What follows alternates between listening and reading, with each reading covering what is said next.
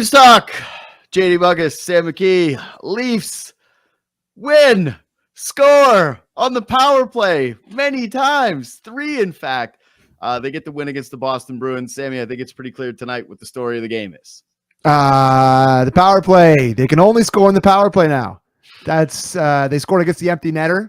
With, looking at my comments, it was trade Austin Matthews. That was what I was getting. Yeah. I was getting a lot of those. Kipper was right. Yeah. Kipper's always been right.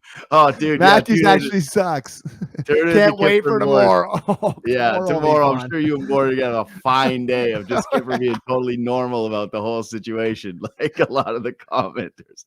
But the power play, man, it scored 3 times. Yeah. They get one where it's like they work a puck around and they get it to a defenseman. They get some traffic in front of the net. Bang, goes in the net. They get a bounce. Who knew that could end up happening for them, where it just actually breaks Toronto's way? And then another one where Matthew Knies tonight, just an absolute beast in front of the net, gets rewarded with another one. But yeah, just, like, is it that easy? Because to me, it just seemed like all they did was simplify.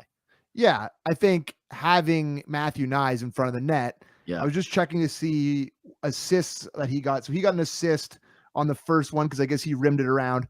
But because I was just checking here. I didn't think he got an assist on that one, but he did. I was going to say that he should have got credited for 3 points on all the power play goals because he was the most important guy on all 3 of them. The first one, Morgan Rielly clearly makes a great shot. He sifts one through the point. But Brandon Carlo, who is a massive guy, I don't know how big Brandon Carlo is, he can't move Matthew Knies an inch. He's a cinder block in front of the net here. He's an anvil. Like, he's trying to push him out of the spot here, and he's just not moving. He will not move. It's really, really impressive stuff. And then on the second one where Nylander banks it in, I think it was off Carlo's leg again, that's all because Carlo's got his sticks up. He's jostling, trying to fight with this huge guy in front of the net. Goes off him. He's not paying attention. And then the third one's an all-world tip in front of the net. It's very, very clear what you have to do when Austin Matthews comes back. And it's keep Matthew Knies right there and keep the same formula that you have. He's just a real difference maker on the power play. And this is something we've been calling for from game 3, game 4. We've been talking about this.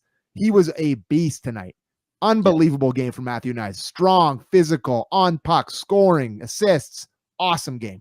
Yeah. Had a bad penalty, and I was actually doing the extra oh no because I didn't want the game that he was having to be diminished by the fact that Boston found their way back into it because he took one that's like, in the other end of the rink, but they escaped it because the penalty kill was incredible. I actually think that Knies has got to be one of the strongest guys in the league based on what we've seen from him so far this season. Like, I don't think that's even remotely a hot take. I know there are other players that are certainly better in front of the net, but if you think about what this guy's future can be, it's massive. Like, this is somebody who looks like he's going to be able to make an entire career doing just exactly this, wreaking havoc in the corners, being just hellacious on forechecks, but also just being in front of the net and taking so much attention and effort from defenses. And so, I tweeted this, but if there's one takeaway that you can have from this game, that's like a near certainty, because it's always a roller coaster ride in Leaf land. Like, I think it's a roller coaster ride with all fan bases in 82 game seasons, but with Leaf fans especially, and with Leaf Nation especially. But the one thing that you can put down in pen is that Matthew Knies is now a part of Power Play 1. Whatever machination they throw together, whatever happens with a cold streak, whatever combination of forwards they go with, whether, they try 5 forwards again, or, if it's Ekman Larson or if it's Morgan Rielly out there, it doesn't matter. It doesn't matter. It doesn't matter. This guy is now a staple of Power Play 1. Yeah. Completely agree. Nothing else to add to that. He's just a beast. He's exactly the type of guy that makes a power play go, where, we talk about them having one and dones. Not only can he win battles in front of the net, he can win battles in the corner when pucks get rimmed in. Like, he just does it all for you out there. So, I've said this to you, I think, last show, but the playoffs start. Oliver Ekman-Larsson at the top, Knies in front, Willie Nylander, Austin Matthews, and Mitch Marner as your power play unit. It's pretty simple to me. It's going to take a while to get there, and we'll go through the whole year with Tavares, and maybe even to the playoffs with Tavares. But if you're doing it on merit and doing it on the best guys, that's what it should look like. Totally agree. And listen, I actually think that I'm probably in the more friendly towards Tavares camp. Yeah. Even though I have pointed out the frustrations of what he's doing on the power play. And he did it again tonight, where it was just another play where he was trying to force his way to the middle and create something, and it ends up as a turnover and a clear.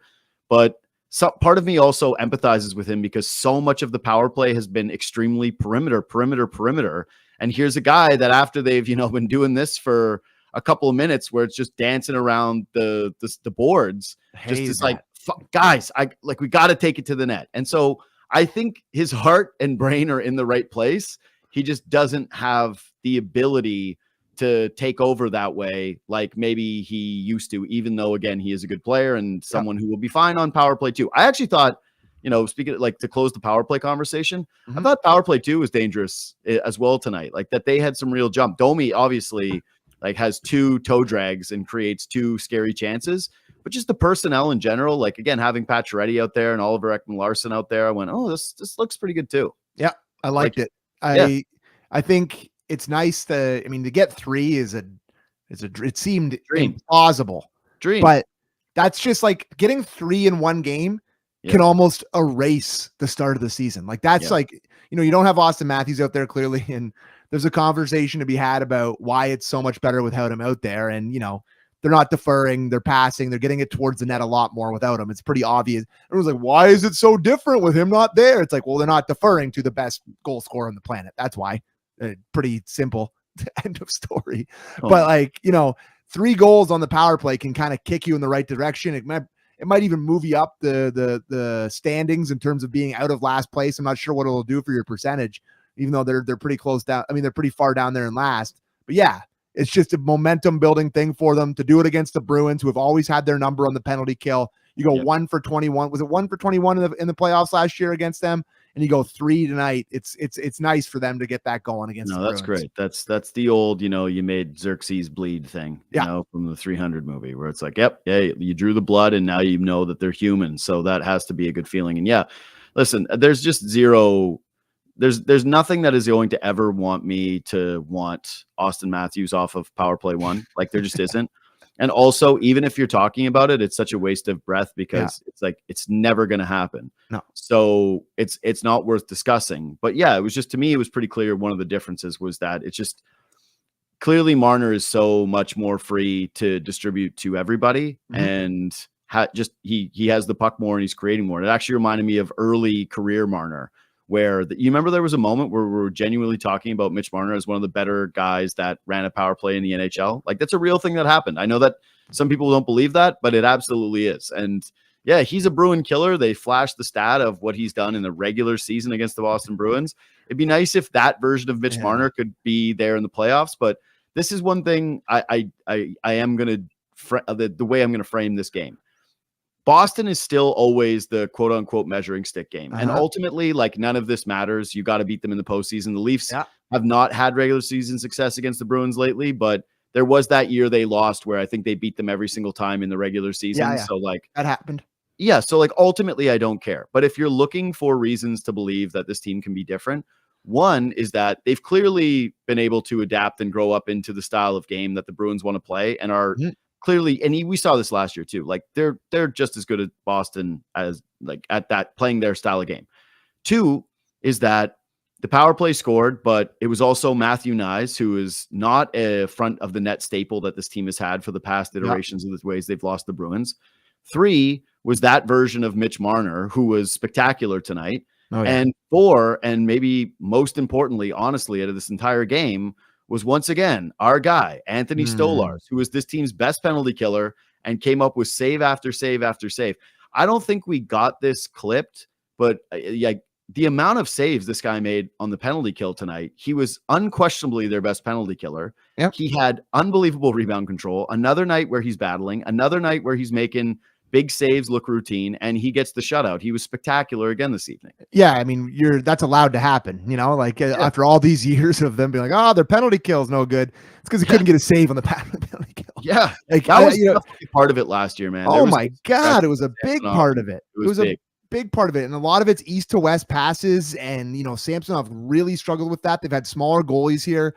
If you think of Mrazek for a little while, Jack Campbell for a little while, then you go to Samsonov, who's swimming around in there. And the east to west stuff, it doesn't really seem to phase him. He's got big pads. He's flashing them out. He's just in good positions. But I just wanted to go back to the Bruin killer list. I thought it was hilarious. If you start at the bottom, it's Wayne Gretzky, Mitch Marner, Connor McDavid, Mario Lemieux, and Ziggy Palffy was the number one Bruins killer. Sneaky good career for old Zygmunt Palffy. He was a good player. Career.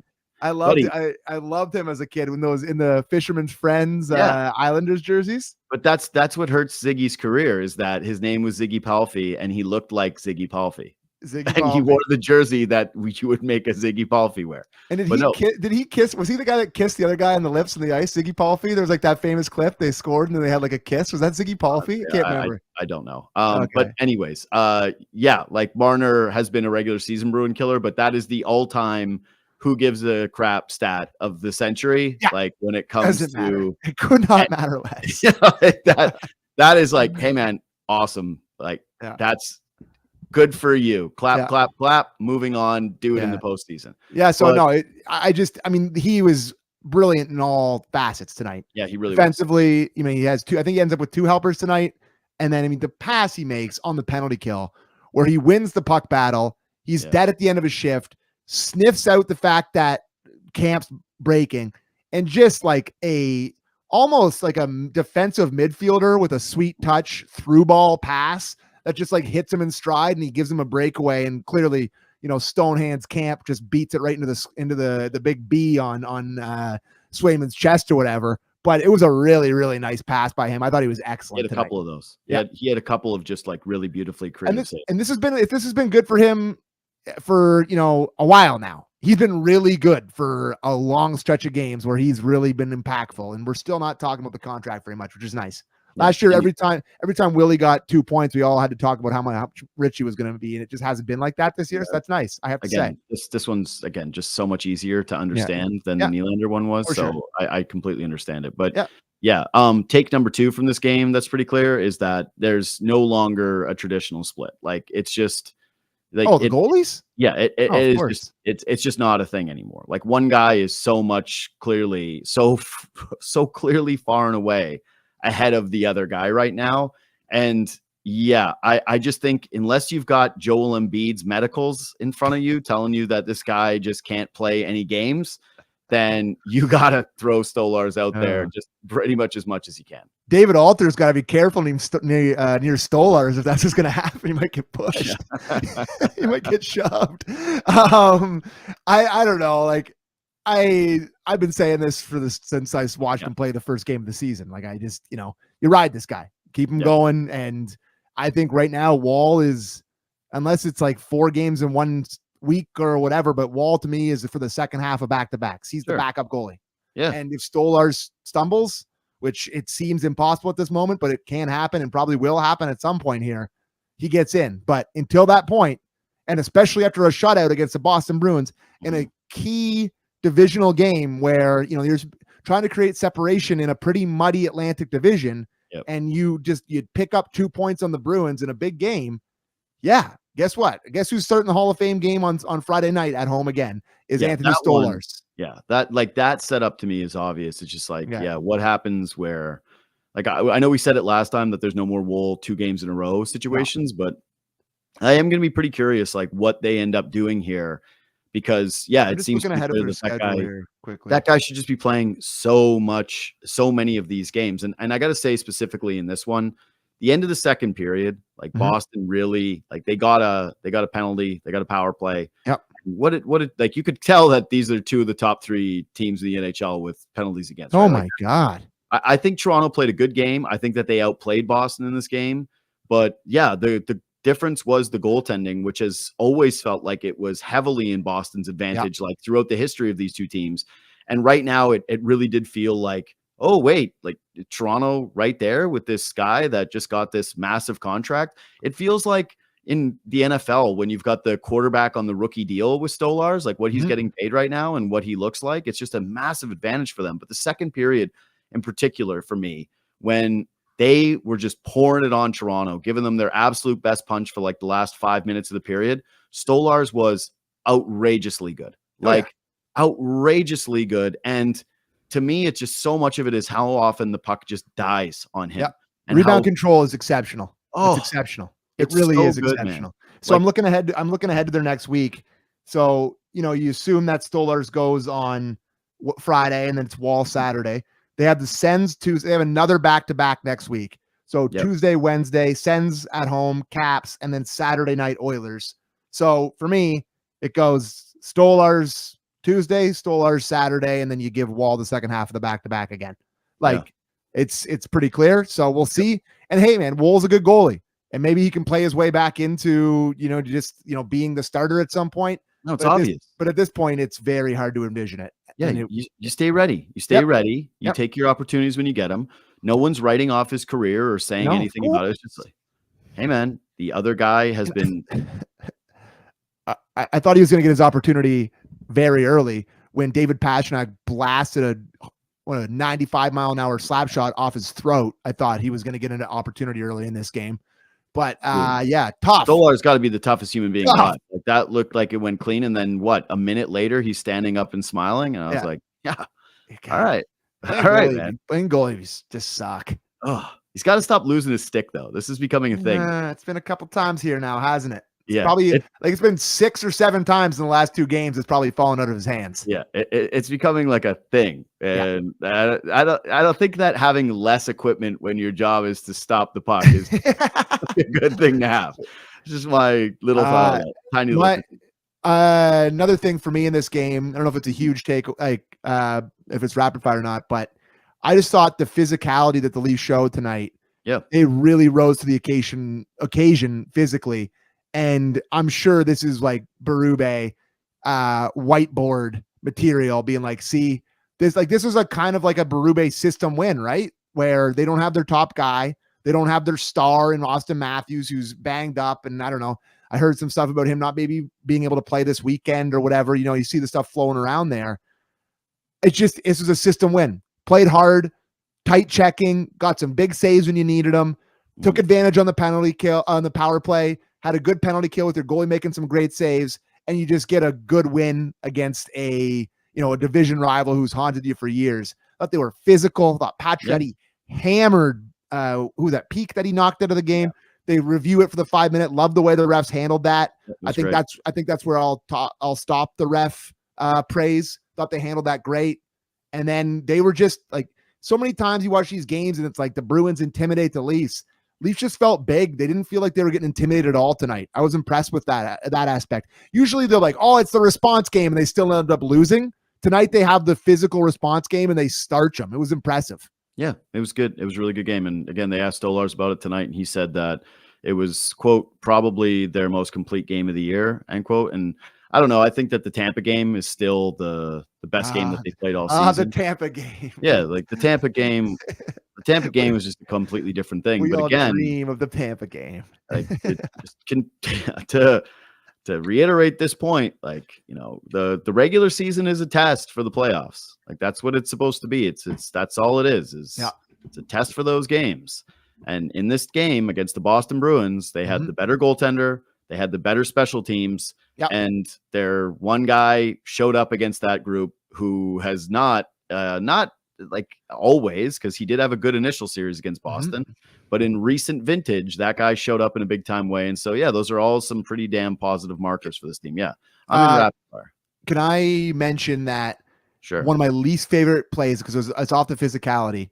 One of my least favorite plays in hockey is when a guy is in pursuit, where Chris Tanev, this is the fastest league in the world. Chris Tanev is in pursuit and is moments away from laying a clean body check on David Pastrnak, and he just flips his hips and turns his back right into the physicality.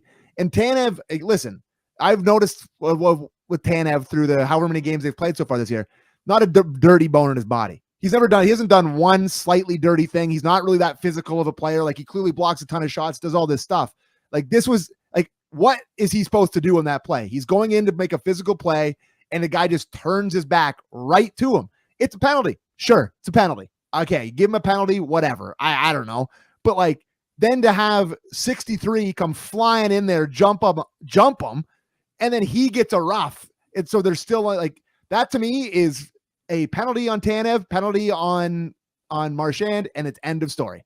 I couldn't believe the way they officiated that. I hated that. And we never talk about the rest, bud, but I thought that was awful. I think for us to never talk about the refs, this is about as bad of a choice as you can pick for it. It's like, that's the most penalty that's ever been a penalty in the history of penalties. No, like, don't is turn it your back. play? Don't turn your back when a guy's pursuing you like that. Like, he was just he had nowhere Have you to go. ever watched hockey before? Like, that's it's like a staple play. Like, it happens all the time. Guys don't expect to get hit that way. Guys don't expect to get hit anymore. You just, because that's always happened in the game. Yeah. That's not like a brand new thing. That's happened a lot more recently, for sure. That's just a standard penalty. Like, it sucks and it's not a dirty play. I completely agree with you, but you just call it every single time. That's what I said. It's a penalty. 2 minutes for boarding, 2 minutes for the retaliation, and it's cross off. Nothing else. I actually think like tonight was just two teams being like if you want to critique the Leafs for one thing for tonight, it's still just bad penalties. And like, they've got to find a way to clean some of these up. Like the Knies one was really bad. Like the Tanev one, I'm not blaming him for, right? You're like, I agree with you. Like, you roll your eyes, you're like, it's a tough break that happens, but it just happens throughout the course of games. But the first one of the game, like Ryan Reeves, it's just like jumps out on the ice, like not with his line. Inexplicably.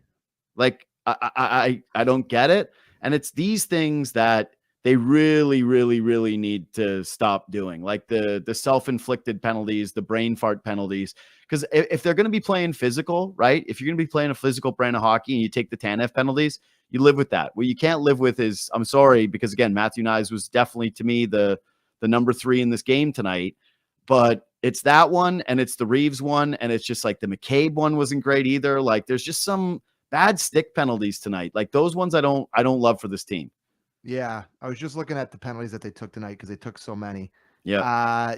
That one was not good. That McCabe one was 6. That McCabe one is bad for sure. Yeah. And I don't know, like it's just, I think they never took this many penalties. Yeah. And like, it's been one of the staples of this era of Leaf hockey is that they're a very disciplined team. They don't draw a ton either because of the way they play, but I actually don't know what this is. I wish I had the stats in front of me. I have no idea how to look this up. But like, in terms of what their penalty differential is this year, feels like they've drawn more penalties and taken more penalties. So maybe that is a Craig Berube thing with the way they're playing in the new system and playing harder and trying to play physically and learn the system or whatever. Maybe that's it. But you're right. The thing is, a lot of them are. I know they're not physical plays. Like physical plays. No, it's not like. They've definitely added some where it's like the Domi ones, right? The shot penalties. They've definitely had some like OEL the other night where it's like, he's pounding a guy's face into dust in front of the official. Yeah. So it's not like there's none of them. They've clearly been playing with a bit more of an edge. But to me, it's like, the stick penalties, the hooks, the trips, the slashes, like those are the ones where you're like, man, you gotta just be a little tighter here. When you're top 3 in the league and penalties taken, it's time to have a bit of a wake up call and go, hey, we gotta stay out of the box a little bit here. Another sort of rapid fire thing here. Sure. This is a question that we've been waiting to ask many years about this era of Bruins hockey. Can we finally ask the question if the Bruins are any good? Because I got to tell you, I thought Marchand was really noticeable tonight. Thought he was buzzing. Thought he was really playing hard. Had a lot of chances on the power play. He's playing his game. I thought Pastrnak looked awful tonight. Really lacking confidence. Had a couple hard hits on the power play in terms of hitting the puck, but not a ton. I don't know, man. Doesn't seem like there's a ton of good players in that hockey team. And they just uncharacteristic, undisciplined, looked very not confident. I don't know, man. I think they'll be in a fight to make the playoffs. I really do. I really, really do. So every year, our good friend Ben Ennis does the Yankees suck. Yeah. And you're the same with the Bruins. Like you never said they suck. You just presented this. You literally do this. You're like, you just I think this is the first time. But they've been 10-0 every year. When we've been doing this show, I would never say they suck. But you do it at some point of each Bruins year. They always lull it. Last year you were like, is Marchand washed? Is the question needs to be asked? And then it was I've asked that question for sure. I've asked that question, but I've never said the Bruins suck. Okay. I've never said they suck. This year, I got to tell you, they might suck.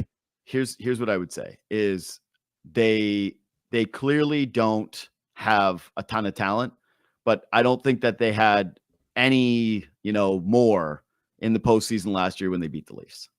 Like, I'm trying to think what their lineup was last year when they beat the Leafs. There's nothing that you're looking at with that team. It's like they're going to play Bruins hockey. They're going to rely on their star goaltender. They're going to try to take away the middle of the ice. They're going to try to rough you up, and they're going to try to drag you into what this game was for most of the night, which is a 2-0 hockey game, and trust that they're going to be the team that gets, 2-0 or 2-1.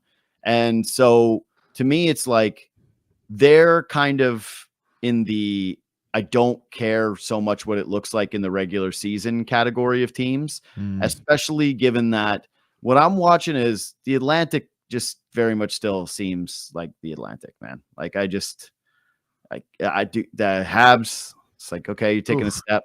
No, Detroit, they're taking a step in dog crap. That's where they're taking a step. Like I'm about to do Friday night watching Detroit. You're going to the game. Oh yeah, Jackie Redmond and I are doing that game. Yeah. You owe us. If we're doing that game, Yeah, that's gonna be a slog train. That also reeks of the Leafs playing a great game against Boston and then matching their competition in Detroit, even though they've beaten up against Detroit. But I'm just saying, predict that right now. Either way, I think that they'll be there in the end. Maybe they miss, but I think that they're going to be right around it, sniffing around it, and that they're going to be, probably in the playoffs and then probably playing at least in the first round. That's my prediction. Leafs Bruins first round of the postseason. Dial it up. No, because I don't think I think Tampa's better than them pretty clearly, right? Yeah. I think that Florida is better than them. Yeah, Florida for sure. You don't think Tampa's better? Is that what you're making the face about? I just think that they're like this. I think that these teams are all in a very similar slotting. Okay. I think that they're all just very similarly slotted, and that where we are in the season, like the Leafs just crawled back up to 500, it's just. Listen, I got my questions about how good the Leafs are too, but yeah. Like I really do. Like I'm not like this is an exciting win for the Leafs. Big time. But I'm telling you, I don't think the Bruins are great. And we have Valaket on all the time, and he's got his fancy numbers, and he's talking about how bad they stink.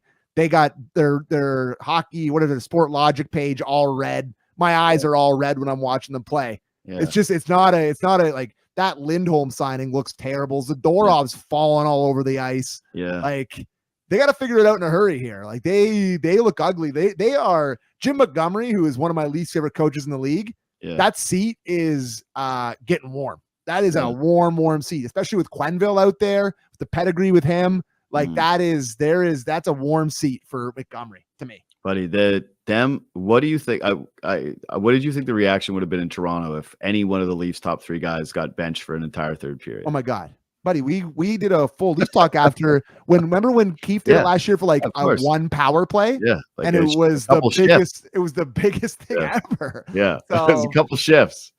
But Jim Montgomery knows what he's doing. Like he's pulling all the strings. He's yelling at Marchand. He's benching Pasta.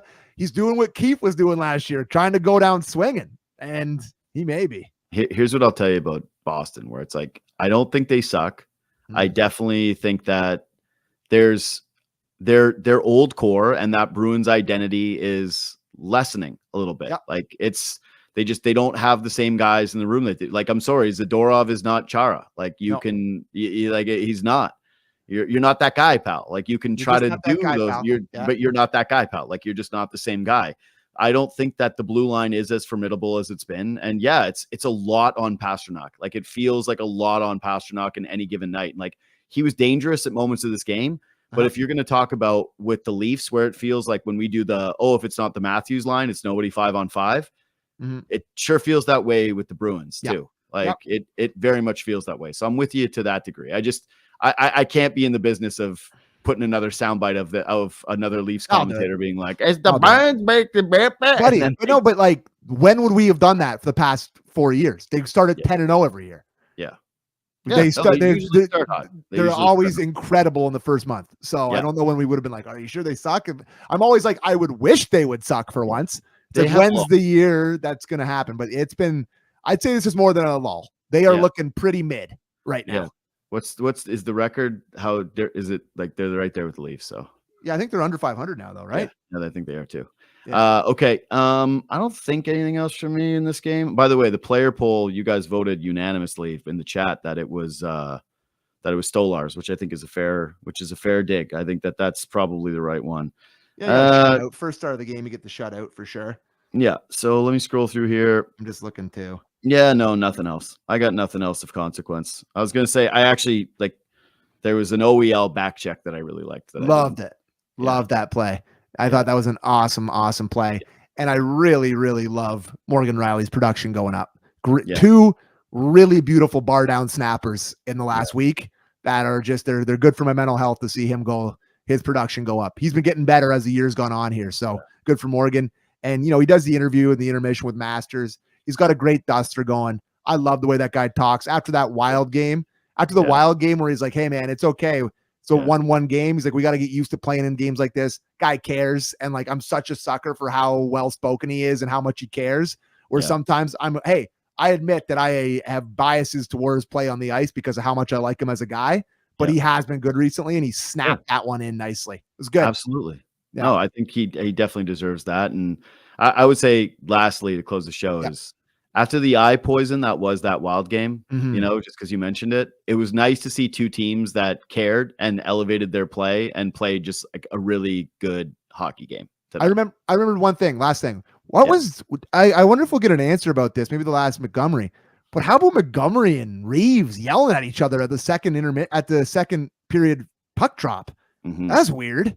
That doesn't happen very often. They were barking at each other. I loved it. Yeah. Hey, maybe Reeves, maybe Jim Montgomery's in your class now, Reeves. Maybe that'll be the guy you fight. Is that the guy you're going to fight this year? Because what happens first, Domi goal or Reeves fight?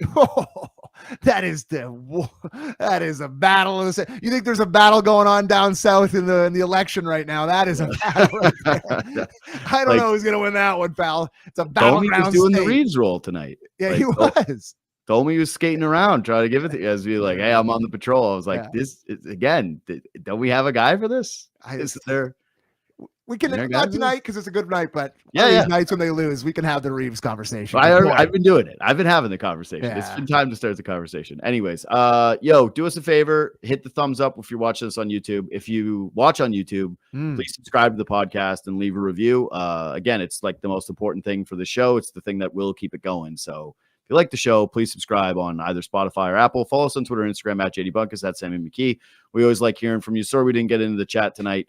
We'll do it next time. I will see you Friday with Jackie Redmond, and then Sammy will be back on Saturday. Your boy is sitting lower bowl. Leafs Red Wings on Friday. Big Friday night, lower bowl, Hall of Fame night. Gonna see Jeremy Roenick going out there in all his glory. It's gonna be sick. And I'm really looking forward to going. I go to one a year usually now, and I can't wait. I love going to the game.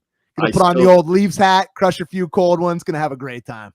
I still can't get over. I had Roenick on my show and hearing him almost cry, talking about how the NHL kept him out until his dad passed, and knowing that that's going to be swirling in that guy's head. Just an awful, I think that out of all the leagues that run the worst haul in terms of the way they do things, like the McGillney stuff, the way, like the Cujo stuff, like the way that they just pick their favorites and the way that they try to punish guys that aren't in the club, or it just drives me crazy. So I love the Hall of Fame game, but there's nothing worse than the process that those guys have and some of the ways that they've treated some of their players and their alumni, some of their greats.